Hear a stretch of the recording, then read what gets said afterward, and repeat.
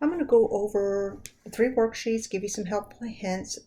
Definitely make sure you read all of what I've typed on each worksheet.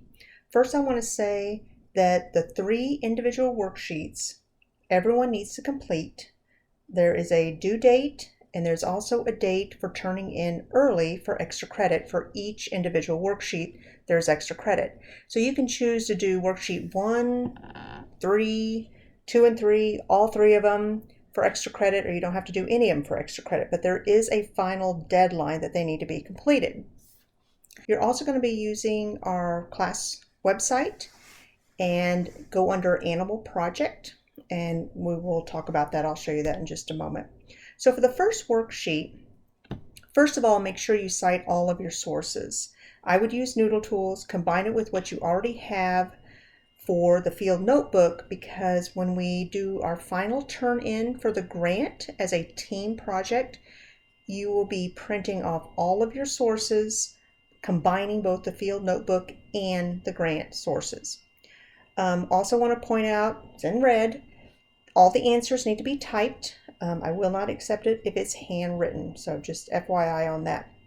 So what we want to do, the goal probably takes the longest, just trying to get the right wording. So you really want to focus on comparing your animal in the zoo, which was from the field notebook, and that you're wanting to go on a trip to a certain destination and observe your animal in the wild. That's kind of the big picture. And we're going to be seeing that as we work through these worksheets. The second thing you need to have is the location. Now, your animal can be found in different areas of the world, but focus on just one. And depending on where your animal is found, it may only have a city, a town, there may not be a national park. So fill in as much as you possibly can. If there's no national park or a region, put NA, but you definitely need to have a country, and you definitely need to have city, village, town where it's located next to. Okay, so make sure you take a look at those directions.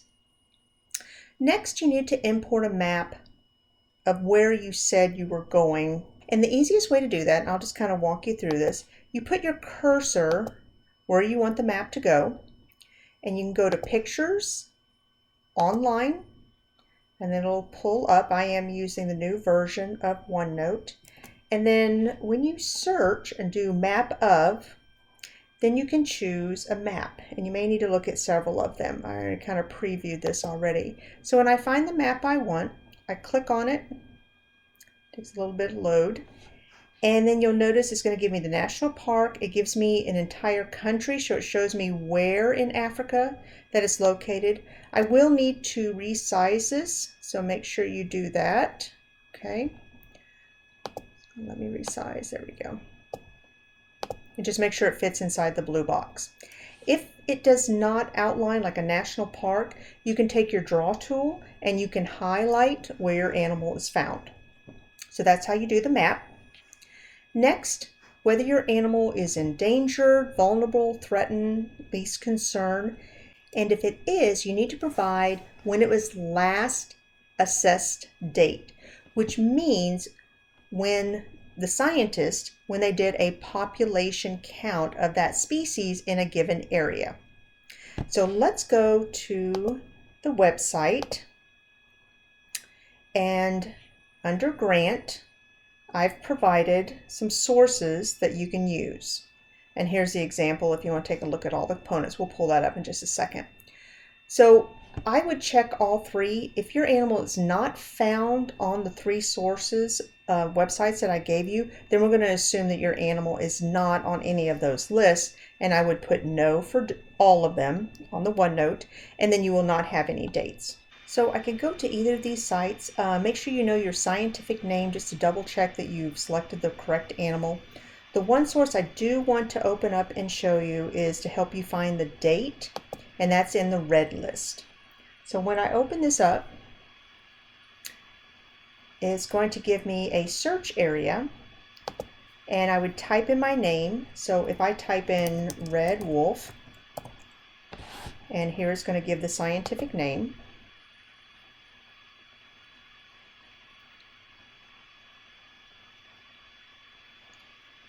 Okay, so it will either redirect you directly to the page where it says last assessed. This is the date I would put. So January 10th, 2018, that's when they did a census of the population and it was critically endangered.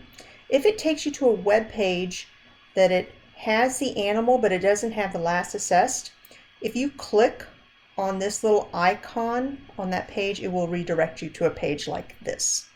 So I just wanted to point that out. It's a little tricky to find that information.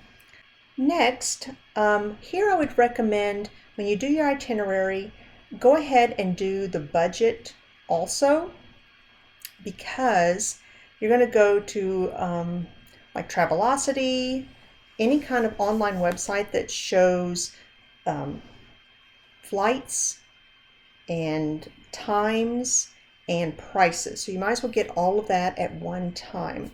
Now I gave you a lot of spaces. You may only use 2 or 3 on your destination. And on the date you plan to leave, make sure you include the month to day, and the year is in the future. Now you cannot set the future more than a year or two. So we're going to just ignore the fact that obviously the prices will probably be a lot more in the future. So when you type this and what you actually find online, the dates are not going to match up. So just make the year in the future so it matches up with your field notebook.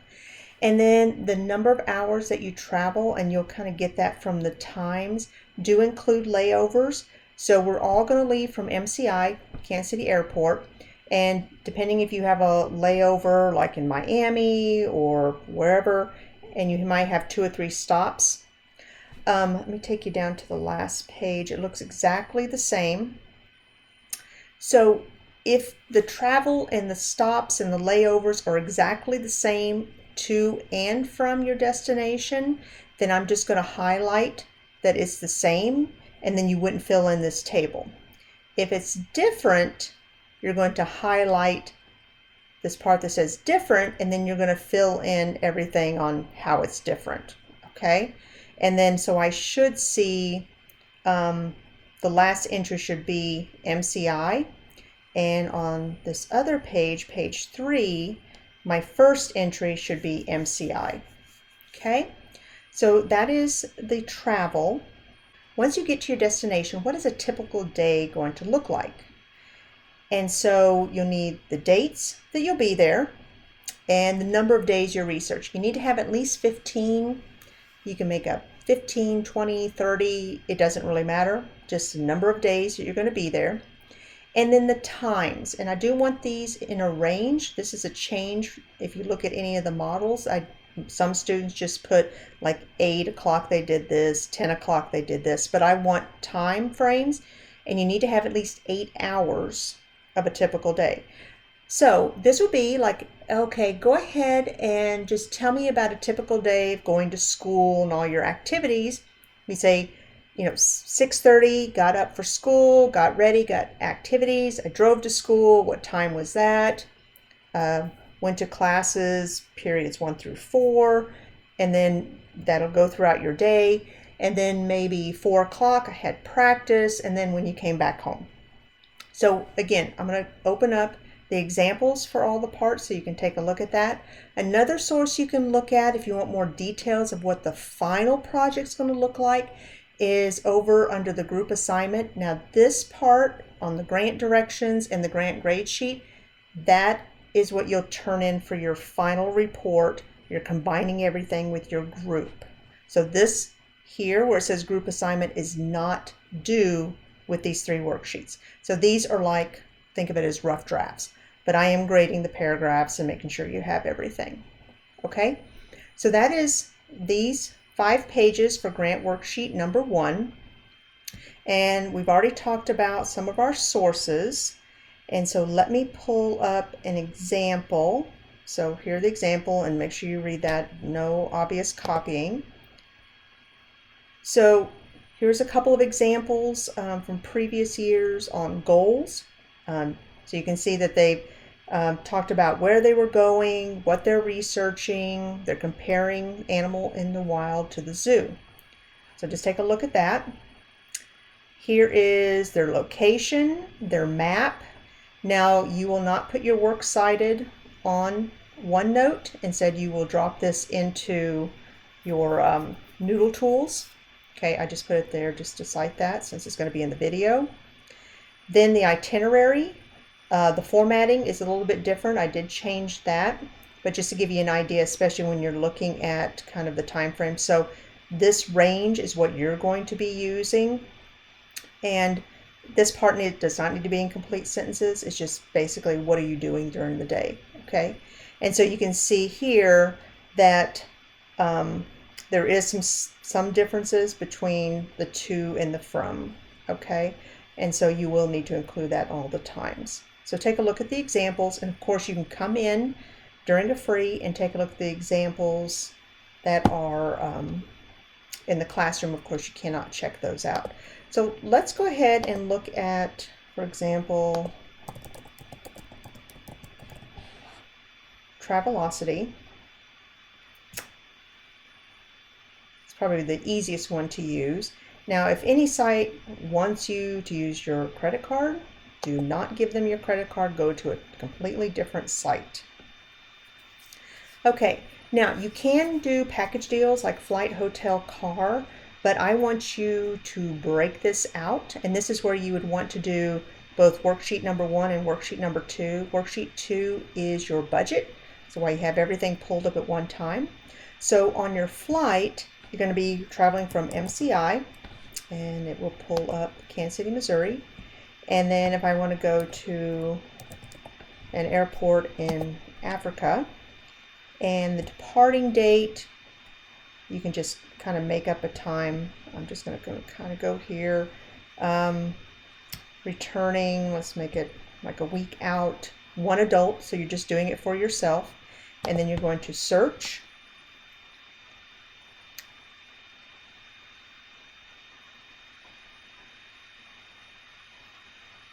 Now on the amounts, when you do your budget, just round to the nearest whole dollar. Make sure everything is in US currency. We're not going to worry about taxes. Now a lot of these round trip, I don't care which one you choose, so I'm just going to select the first one. And then you can see up here, all of these abbreviations, these are layovers, so it says there's 2 stops. Okay, so when it finally pulls up, it's going to show you, you can include the airlines if you want, but it's going to say from, here's my first layover, so that would be 1 line. Here are the times, okay, and you need to eventually add up how long it's going to take for your travel. And then it will, this is my return flight. So here are the details that I will need. These are my layovers. So it's going to go into O'Hara, and then it's going to go to Doha, and then eventually it will get to my destination. And then here is from my destination to MCI, so I would want to look at the details. This is my return flight. Okay, so that is how you use the flight part, and then here I would just put $1,200 would be fine. It looks like it is incorporating taxes and fees. Cars, if you need to use a car rental, you'll kind of do the same thing, pick up, drop off. Hotels, if you are planning on staying in a hotel, then you will search with that. And again, choose any hotel room that you want to. I'll talk more about how you can do the pricing, but I would definitely do the flights and the flight budget at the same time. If you want to go ahead and just do all of your travel at one time, it's probably not a bad idea. So go ahead and take a look at some examples, and then this is probably going to take you some time to do this worksheet because there's a lot of searching involved. So if you have any questions, hopefully you can go back to this video, or you can come in and look at the examples I have in the classroom.